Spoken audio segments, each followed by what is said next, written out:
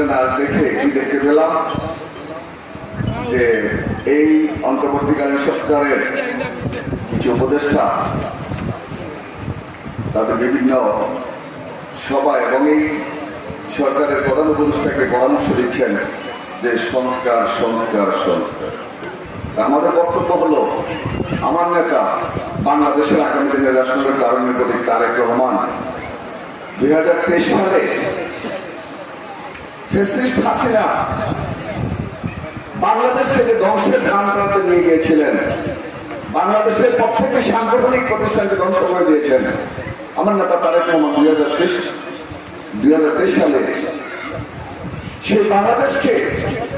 নতুন ভাবে সাজানোর জন্য, হাসিনার